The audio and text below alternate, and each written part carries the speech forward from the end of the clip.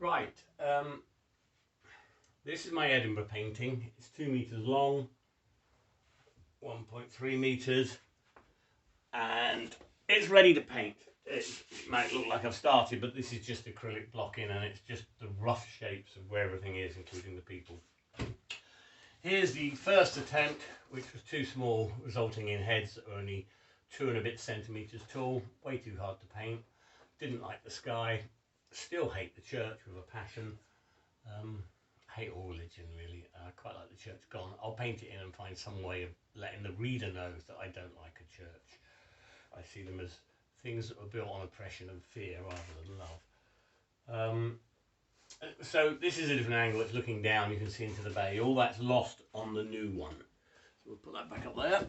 I'm probably never going to finish that, to be honest. I'll paint over it. So here we have much bigger heads, 5 centimetres at a minimum, 4 fringe pillars, a skyline, and what we're doing now, which I'll shoot it on timeline when I start painting, because really you don't want to watch a 3-day video of me painting the sky. Going to paint the sky, and it's quite simple. I've got liquid because it makes the paint dry quickly in a day. It's expensive, but it works, and it's, as far as I know, it's archival.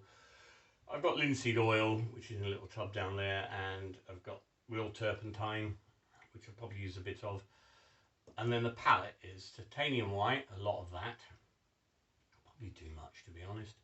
Cadmium yellow, probably don't need that for the sky. Quinacridone magenta, which I will use, that will go into the sky, into the clouds.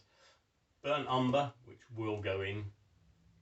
Prussian blue, and that's Old Holland Prussian blue, that will be up here for the midnight part. Phthalo blue probably won't use, but I squirted it out because I've got a lot of it. Cobalt blue, I've got a lot of that as well, and it's expensive. That will be used a lot. And French ultramarine, which I won't use a lot of because I really haven't got much of it left. So that's how I pick my palette, just based on what I want to get rid of.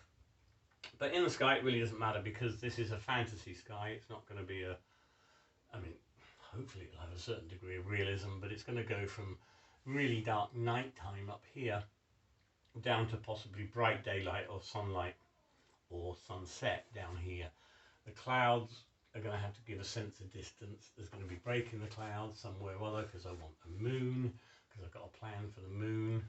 I've got a couple of plans for the church, because as I've said before, I am an atheist, and it is a pretty dominant thing in the painting, and I don't like it.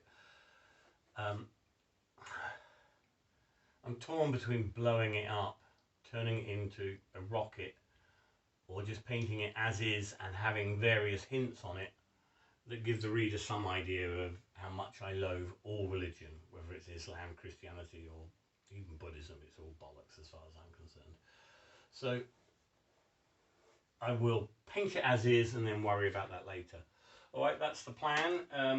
I now do some timeline photographs. Obviously I won't time lapse, I won't do the entire 3 days, because that would still compress to several hours, but I'll just do short 5-minute ones and edit it all together at the end. I say edit, I probably won't edit, I'll just put them up.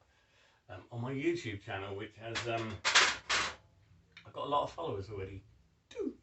So that's quite good. So in case you are watching, Mum, Debbie, brilliant. There we are. So time lapse is next.